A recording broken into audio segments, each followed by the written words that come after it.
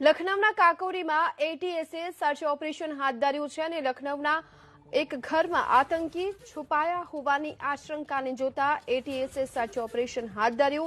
આતંકી છુપાયાની આશંકા બાદ પોલીસે સમગ્ર લખનઉમાં ઘેરાબંધી કરી છે। એટીએસે અત્યારે લખનઉમાં સર્ચ ઓપરેશન શરૂ કર્યું છે। આતંકી છુપાયા હોવાની આશંકાની સાથે આ સર્ચ ઓપરેશન શરૂ કરવામાં આવ્યું છે। एक संदिग्ध को हिरासत में लिया गया और उसके पूछताछ के बाद में ये जो एक्शन चल रहा है, जो ठीक मेरे पीछे आप देखिए, उसी आधार पर ये कार्रवाई की जा रही है। और ये भी कहा जा रहा है कि अंदर प्रेशर कुकर बम हो सकता है, ऐसा इनपुट भी एटीएस को मिला है। और उसी लिहाज से यहाँ पर जो बम डिस्पोजल स्क्वाड है उसको भी बुलाया गया है और एटीएस लगातार यहाँ तैनात है। तो ऐसे में खतरा है कि भीतर से अगर कोई गतिविधि होती है तो उसका मुंह तोड़ जवाब दिया सके, उसके लिए पूरी इंतजाम यहाँ पर किए गए हैं। पूरा रास्ता ब्लॉक कर दिया गया है, किसी को भी आने की अनुमति नहीं है। और आसपास भी आप देखेंगे इन घरों में सन्नाटा पसरा हुआ है, क्योंकि आसपास के घरों को भी खाली कराया जा चुका है। आशंका है कि भीतर जो व्यक्ति मौजूद है वो कहीं न कहीं ऐसी हरकत कर दे जिससे आसपास के लोगों की जान को खतरा हो जाए, या जो इस सड़क पर चलने वाले राहगीर हैं उनकी जान को खतरा हो जाए। इसे देखते हुए, इसे समझते हुए यहाँ पर पूरी तरह प्रतिबंध लगाया गया है। और लगातार पुलिस के लोग रोक रहे हैं, वहाँ किसी को भी जाने की अनुमति नहीं है, क्योंकि ऐसी आशंका है कि भीतर छुपा हुआ कोई व्यक्ति कोई प्रतिक्रिया कर सकता है। उस प्रतिक्रिया का जवाब देने के लिए तो एटीएस मुस्तैद है, लेकिन पब्लिक की एंट्री पूरे रास्ते पर बंद कर दी गई है। दूर तक आप देखेंगे जहाँ तक गाड़ियों को खड़ा किया गया है वहाँ भी पुलिस बल तैनात है और रास्ते को भी रोक दिया गया है। किसी तरह का ट्रैफिक यहाँ पर नहीं चलने दिया गया है। सबको ताकीद किया जा रहा है कि इस रास्ते से मत जाएं, क्योंकि खतरा हो सकता है, भीतर कोई भी शख्स छुपा हो सकता है। ये जानकारी अभी नहीं मिल पा रही। कुछ पुलिस के लोग हैं, उनसे बात करें। अंदर कितने लोग, कुछ जानकारी मिल पा रही है? कोई जानकारी नहीं, बस कोई जानकारी नहीं। क्या कोई भीतर गया आया इतनी देर में? सॉरी देखिए, पुलिस के लोग हैं, अभी बताने तैयार नहीं, लेकिन ये जरूर बात सत्य है कि भीतर लोग हैं। मैं फिर से कहूंगा अपने कैमरामैन फैसल को कि तस्वीरें दिखाएं।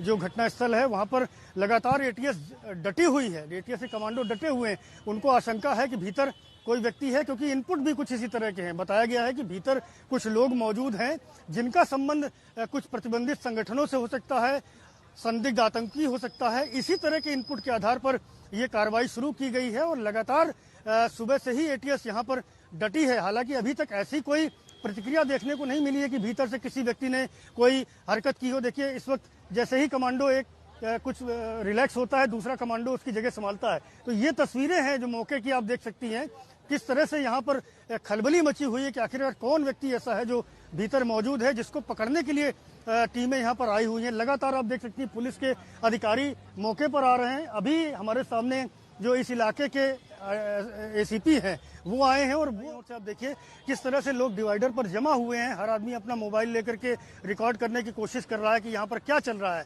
सब में कहीं ना कहीं उत्सुकता है इस जानने की कि आखिरकार इतनी फोर्स, इतने कमांडो क्यों आए हुए हैं, क्या ऑपरेशन चल रहा है, उसी को जानने के लिए। और ये दुबग्गा काकोरी का मुख्य मार्ग है, बड़ी संख्या में लोग खड़े हुए हैं और बहुत ज्यादा हैवी ट्रैफिक इस रोड पर चलता है। मैं इधर बाईं ओर की तस्वीरें दिखाऊंगा आपकी। देखिए, दूर तक लोग खड़े हुए हैं, लोगों में उत्सुकता बनी हुई है कि आखिरकार क्या चल रहा है और एटीएस का ऑपरेशन जारी है। एक संदिग्ध की जानकारी एटीएस को मिली है और साथ ही साथ एक व्यक्ति को हिरासत में लिया गया है और उसी के पूछताछ के आधार पर ही एक्शन लिया गया है। उम्मीद की जा रही है कि बहुत जल्द यह ऑपरेशन खत्म होगा, उसके बाद में सामने आएगा कि आखिरकार जो इनपुट्स थे वो कितने सत्य साबित हुए। जिस बम के बारे में सूचना दी गई है, क्या वो बम वाकई मिला कि नहीं मिला, तो ऐसे तमाम सारी जानकारियां तब सामने आएंगी जब यह ऑपरेशन शिरीन खत्म होगा।